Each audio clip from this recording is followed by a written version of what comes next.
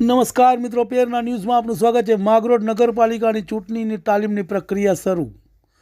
માગરોળ શારદા ગામ કોલેજ ખાતે ચૂંટણી અધિકારીઓએ મામલતદાર માગરોળ તેમજ પોલીસ દ્વારા મતદાનની EVM મશીનની પેટીઓ ચકાસણી કરી। અધિકારીઓ દ્વારા પંચોની રૂબરૂમાં ચેક કરવામાં આવ્યા હતા। મતદાન EVM મશીનની પેટીઓ રૂમમાં બંધ કરી રૂમ સીલ કરવામાં આવ્યો। આ રીતે હાલ માગરોળ નગરપાલિકાની ચૂંટણીમાં નાના મોટા પક્ષો ઉમેદવારો 97 ચૂંટણીમાં લડી રહ્યા છે। હાલ નગરપાલિકા માગરોળ 9 વોર્ડ આવેલા છે, જેમાંથી એક બિનહરીફ છે। ત્યારે હાલ 8 વોર્ડની 32 સીટો માટે મતદાન પ્રક્રિયા કાર્યવાહી શરૂ થઈ રહી છે। Report Jitu Parmar, માગરોળ।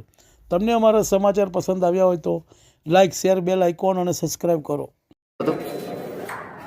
Master trainer નગરપાલિકા સામાન્ય ચૂંટણી 2025 અંતર્ગત બૂથ ઉપર કામ કરનાર કર્મચારી, presiding officer, first presiding officer, polling officer અને મહિલા પોલિંગ ઓફિસરની તાલીમ આજે 5 તારીખે સવારે પ્રિસાઇડિંગ ઓફિસર અને ફર્સ્ટ પોલિંગ ઓફિસરની તાલીમ હતી। 130 જણાની તાલીમ હતી।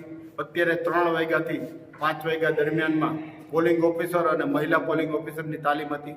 આ સમગ્ર તાલીમ આજે બીજી તાલીમ અમે ચૂંટણી અધિકારીના આદેશ મુજબ તાલીમ આપવામાં આવી હતી।